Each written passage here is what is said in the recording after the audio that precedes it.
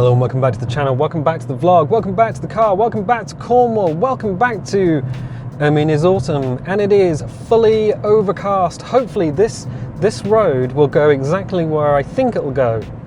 Otherwise, we're just driving into the unknown. It is a very dark day today, and I know that I'm wearing sunglasses. It just helps me with my eyes, but even without them, it is a very sort of dull day.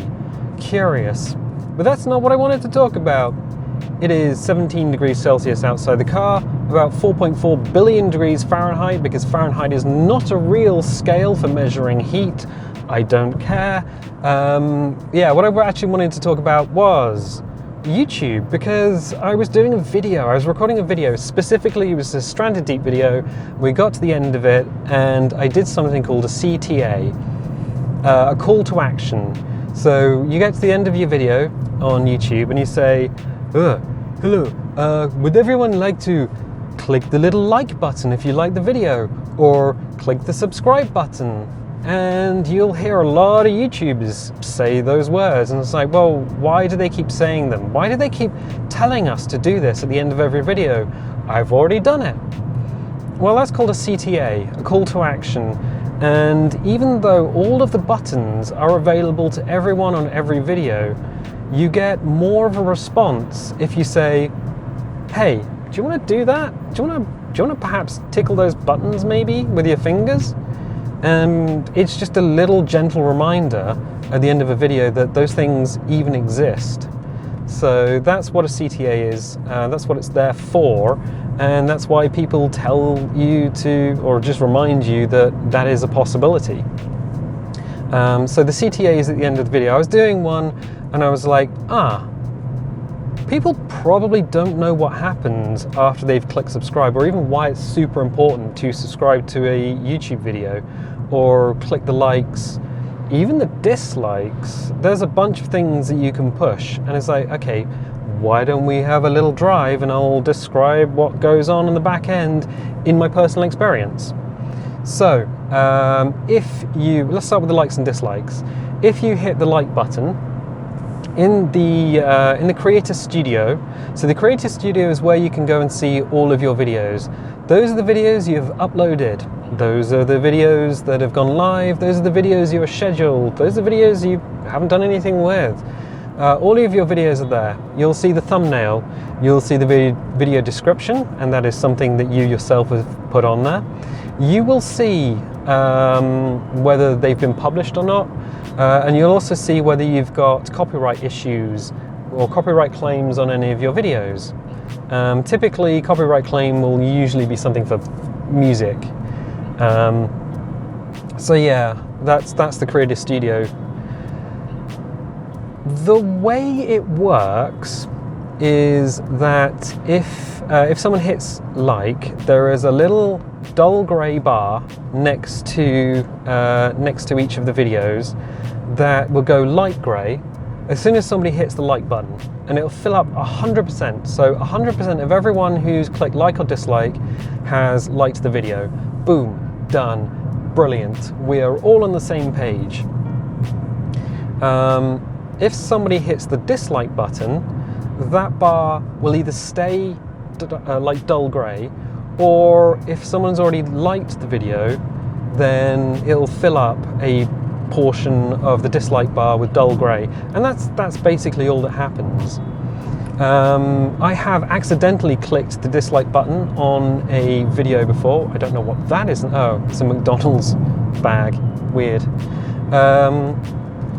Yeah, I've accidentally clicked the dislike button on someone's video before, and usually when I've been on my mobile phone, because I've been trying to change the screen orientation from full screen to get it back, sort of rotate it back to normal, and then like minimize it and get it, because YouTube tends to autoplay, and I'm in a like frustrating position where I'm trying to get the video minimized so I can click off it and go onto a video that I do want to watch.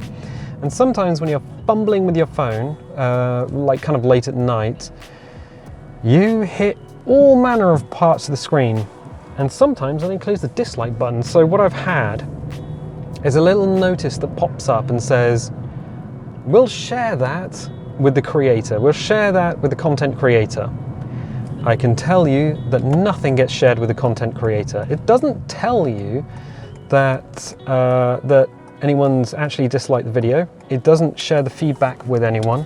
What it actually does is just make that bar go slightly darker grey.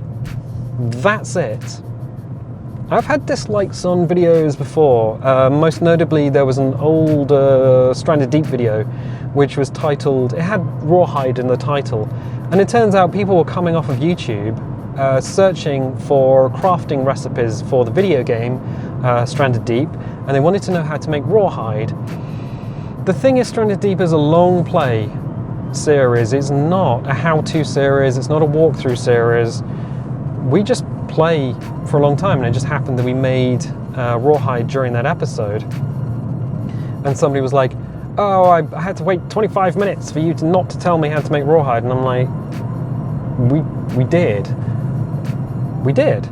So I renamed the video because it was getting quite a lot of dislikes to just something else, and then the dislikes stopped happening. I made another Stranded Deep episode, and like right at the beginning of the episode it was like, okay, this is how you make rawhide. Dead shark, knife, rawhide, skin it, go up to the thing, make rawhide, done. And then that new video that I recorded, it was still a long play video, but like the information was right at the beginning, there was rawhide in the title, and now it gets like hundreds of views for by people who are trying to find crafting recipes.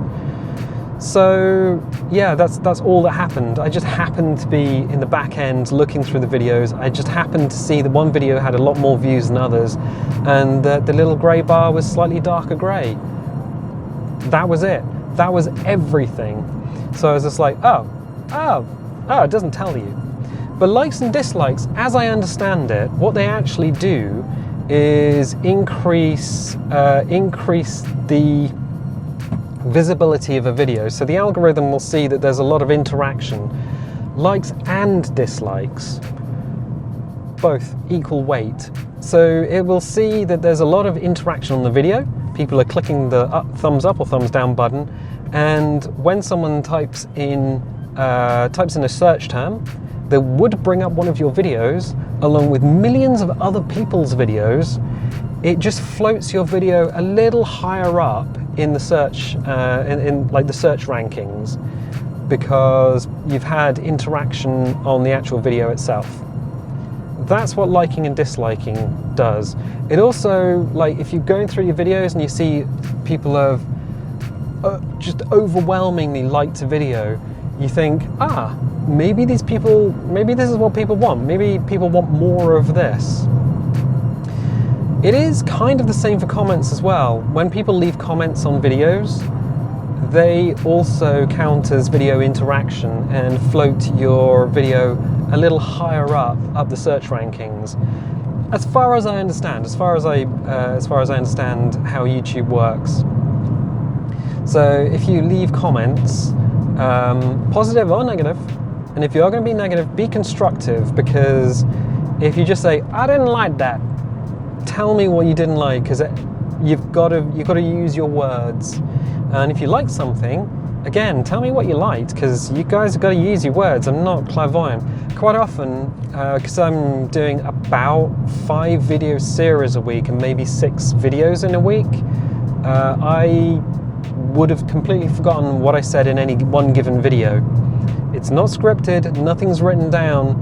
I know at least one of you guys sometimes will leave like a timestamp on a video and go, oh yeah, at this point you said this and I totally agree with it. That's actually really helpful, like super helpful. So yeah, I do read a lot of the comments. One thing you might not know is, because the number of comments are quite low, because it's a small channel, I have push notifications, so when you comment on a video, it pops up on my phone, it pops up on the lock screen of the phone, and it means that quite often I have already read your comment before I've replied to it. Because I tend to reply to comments, I reply to them as a batch after I've uploaded or made a new video go live. So if a video goes live, and then I'll make that live, put it on all of the social media, put it on Discord, and then I will go back to YouTube and then answer everyone's or reply to everyone's comments. Because if someone's gone to the trouble of leaving me a comment, I may as well reply to it. It just seems polite, you know? Now there could be a time in the future where we have millions of subscribers and that would be completely impossible. But as the channel is now, it is completely possible. So that's what I do. So comments, comments do actually also help the videos by floating a little higher in the search rankings, along with likes and dislikes. Comments are a better way of giving me feedback on a video. So if you have anything pressing or urgent or something that is just like I should know, a comment on a video is the way to do it at the moment. Good. What else? Subscribe. Oh yes, the subscribe system. That is kind of a weird one because I think weight has been pulled off of the subscribe system. It's kind of a strange one. I don't think the number of subscribers helps a channel get discovered. I'm not entirely sure that's the way that works anymore. But there are systems within YouTube that require a minimum number of subscribers. So if you have, I think it's 1,000 subscribers and 10,000 minutes watched every beep beep beep. I think it's either 10,000 minutes or 10,000 hours. There is a time element to it as well. But the minimum subscriber count in order to start unlocking elements on the back end is about 1,000 people, 1,000 subscribers. So it's kind of important to have that number. Things that get unlocked, well, email support to YouTube itself. If you have a problem with the video, if it's got stuck, or if YouTube is not doing what it should do, and you need to email somebody, you need to email a human being, you might not be able to do that if you have less than 1,000 subscribers. Other things that are unlocked, the member system, which is kind of like a donation system. I guess it's kind of like Twitch's like monthly subscription. That system is locked behind subscriber count as well. So support is, like donations are, advertising. The ability to run advertising on your channel is also locked behind subscriber count. So there's a bunch of things that you can unlock if you have a lot more subscribers. However, I don't think it gets the videos out to people more than normal. So you still have to have good videos, good thumbnails, good descriptions, and all of that stuff. And I'm just going to be a little bit cautious because I can't really see up ahead. Oh, there is a car coming. Okay. So, good. We're just rolling through town, very slowly rolling through town. Thank you. Nice, nice, nice, nice. I love this place. This is the place that had all the bunting, I think. Sydney. Yep. So yeah, asking people to subscribe is part of the CTA, call to action. And by having that, he was not stopping. He should have actually stopped, I think. Don't know. We are going to stop. There is a rule, basically. If you're coming downhill, you should give right of way, but we were kind of going downhill, but there was nowhere to go, so we can't give right of way. There's a car up ahead. If I stop here, we can let him through. 2 cars, okay. Yeah, it gets very narrow in Cornwall. Yeah, so subscriptions, they help the channel in ways that are not exactly obvious. Other things that subscriptions do, they don't really affect it that much, to be honest. Thank you. They don't really affect the video discovery that much. The little bell. Oh yeah, the little bell. That was a fairly new thing that was introduced, certainly since the channel's been around, and that will allow you to have notifications. I don't see any of that. I don't know who is and who isn't getting notifications of the videos when they go live. As far as I know, it's kind of, there's a lot of stuff that is kind of hidden from me, so I don't know what videos you guys are watching. I get kind of a rough breakdown of male and female, but only if you have that on your account, if you've voiced that. I get a geographic breakdown, so I can see who around the world is watching from which country. Now, which way is this lad going? Ah, there we go. So I'm like, he's not using his indicators properly. So yeah, I do get a geographic breakdown. It's quite surprising. We'll cover the little bell. The little bell, going back to it briefly, is a way of you guys getting notifications. You can be subscribed and not have notifications, or you can be subscribed and have notifications. So if you want notifications, you can just hit the bell, or you can be subscribed to a channel because you want to help the channel out, but you don't really want to hear from it. You just don't hit the bell, so you can do that. Yes, so breakdowns on the back end. Yeah, you do get some analytics. You can see how long people have been watching for. You can see like an average breakdown of how many minutes are watched. And that's kind of a weird one, because if someone starts watching a video, stops it, goes to make dinner, comes back and then watches the rest of the video, that counts as 2 views, and your average view time will be like 50%. So average view time is usually about 1/3 of the video, which is kind of normal. I mean, that's not really a useful statistic just because of the way they break it down. But yeah, views by country. I'm always fascinated by that, because people in countries that I wouldn't have thought would be watching a lad in the UK make videos. He was not looking at us.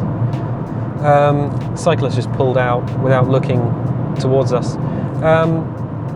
Yeah, so when I started making YouTube videos, I kind of hoped that people in America would be watching, because I just have fascination with the United States and Canada as well. I really like Canada. But there are people in like India, in Vietnam, in Egypt, just countries all over the world which I haven't been to and I have like some knowledge of. So it's just kind of fascinating for me. I mean, that's the back end that you don't see, or the analytic data. But yeah, there's no personal information at all. I couldn't tell who is and who isn't doing anything unless you leave a comment. So, you know, that's how I know that you have watched a video. So yeah, basically interaction is key. So comments and likes are very important.